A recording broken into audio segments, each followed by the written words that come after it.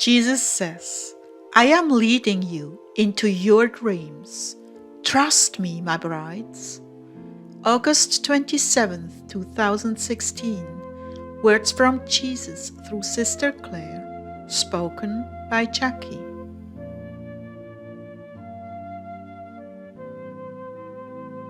Clare began. May the courage of Jesus be our strength as He leads us in new paths. Today He's sharing with us the very best ways to reach the destination of our heart's desire. This is such a strengthening and comforting message, Heartdwellers.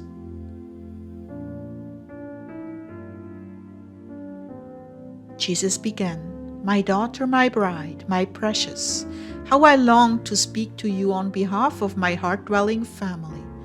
Not a moment goes by that I do not long to cradle them in my arms, healing all their wounds and forgiving all their shortcomings. Oh, so many of you are swept away by your sins, things from the past you still do not recognize, habit patterns that seem innocent enough, but yet are grievous to me. As you draw nearer to me, embracing me with great longing, I speak to your hearts and help you come to terms with the things that have not been recognized for what they are in your lives.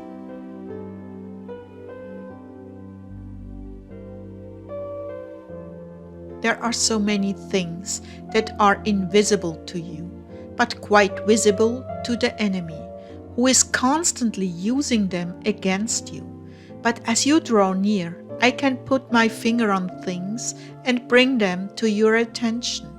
As I do, I also endow you with the necessary graces to overcome these things in your lives.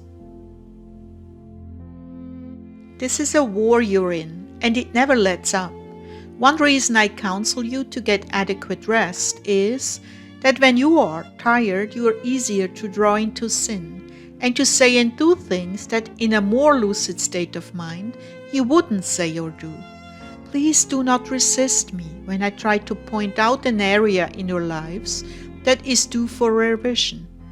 I do not do this because I'm a hard or critical taskmaster depriving you of certain pleasures. I do it because I know well how it will be used against you in the future, and I'm trying to prevent a train wreck. You have all come so far in drawing close to me, listening and hearing me, obeying me, even making life-changing revisions in your plans and future. With this, I'm well pleased, but understand, I want to increase your territory, enlarge your sphere of influence, and garland you with new graces to tend to my sick body. But before I do that, I must clean, strengthen, and renovate your interior, so that you have room for the new gifts, and they are secured within a foundation of authentic, heartfelt, brotherly love, walls of obedience, and a roof of humility. Without this structure in place, the gifts can be washed away by the storms of life. Doors can be opened where the thief comes in to kill, steal, and destroy. When I elevate you to a new post, you are also assigned new demons by the enemy. As the saying goes, new levels come with new devils. Why, you ask me? Because you are now in a position to steal more souls from the enemy, to love more souls into the kingdom, to lead them to me. And so now you are a bigger threat and one that must be brought down. And how do they bring you down? Through your own sins. They are experts in martial arts. They use your own motion against yourself.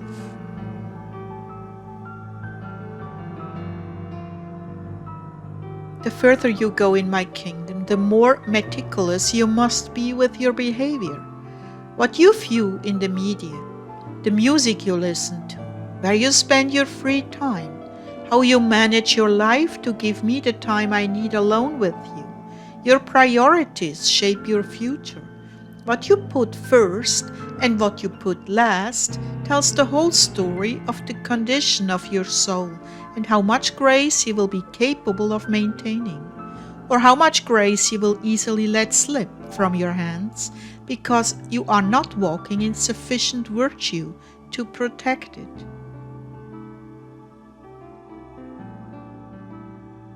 I know you, dear ones, much better than you know yourselves. I know how much temptation you can withstand before you give in to compromise and sin. I also know what in the long run will bring you the true and lasting joy you seek. And you have given me permission to shape you, so I lead you along the path that will most efficiently and solidly bring you to your deepest heart's desire and destination. Sometimes it may seem that I'm leading you in the wrong direction, but that is only because you do not see yourself clearly. You cannot just go from point A to point B. First, you must be cleansed of self-interest, vices, lifelong habit patterns that have held you back.